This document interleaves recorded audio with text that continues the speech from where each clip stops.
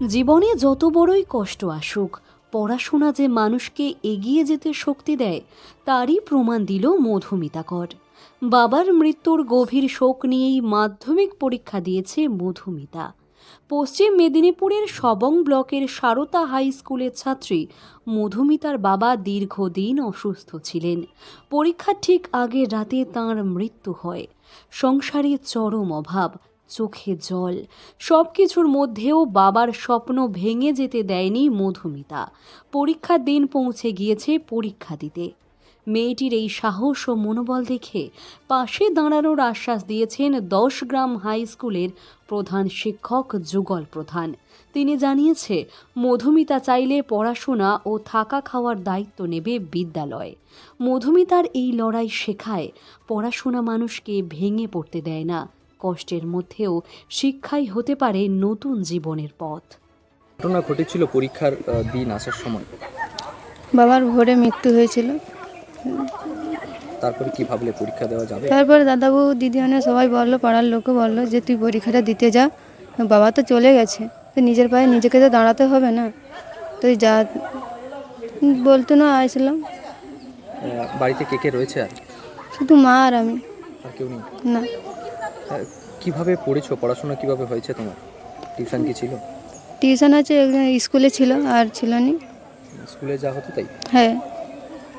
কি চাও ভবিষ্যতে, কি হতে চাও?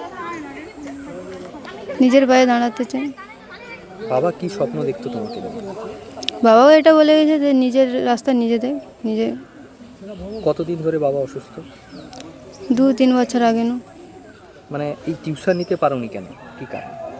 বাড়িতে অত ছিল না, মা বাবা ছিল, বাবা চলে গেল, তার জন্য একটাই টিউশন দিয়েছিল বাড়ির লোক, তো ওটাই পড়াশোনা করছি। এই যে হ্যাঁ, মেয়েটার সঙ্গে আমরা কথা বলেছি। গতকালই ওর বাবা মারা গেছেন সকালবেলা, তারপরে ও এসে পরীক্ষা দিয়েছে। এবং এটা সত্যি একটা দৃঢ় মানসিকতার পরিচয়। আমরা লাইফ স্কিলের কথা বলি, সেখানে রেজিলিয়েন্সের কথা বলি, যে পরিস্থিতি যাই থাকুক না কেন তোমাকে তোমার কাজটা করতে হবে। কালকে আমরা একটু বেশি উদ্বিগ্ন ছিলাম, কিন্তু দেখেছি ও পরীক্ষা দিয়েছে ভালো। আজকেও পরীক্ষা ভালো দিয়েছে। পরীক্ষার পর ওর সঙ্গে কথা বলেছি, জেনেছি ওর বাড়ির অবস্থা সত্যিই খুব খারাপ। ওর আগের দিদিদের সব বিয়ে হয়ে গেছে। বাবার চিকিৎসার জন্য ওদের যা পারিবারিক সঙ্গতি ছিল সেগুলোও প্রায় সব শেষ। মা আর ওই একটি মেয়ে ঘরে এখন আছে, কিন্তু ও খুব দৃঢ়প্রতিজ্ঞ, পড়াশোনা করতে চায়, পড়াশোনাটা চালিয়ে যেতে চায়, মানসিক দৃঢ়তা আছে। এটা দেখে আমাদের ভালো লাগলো। এটা সকলের কাছে একটা দারুণ বার্তা। আমরা ওকে বলেছি যে ও যদি উচ্চ মাধ্যমিকে পড়াশোনা করতে চায়, আমাদের এখানে এলে তার থাকা খাওয়া পড়া তার জন্য যা প্রয়োজন হয় আমরা সমস্ত ব্যবস্থা করব।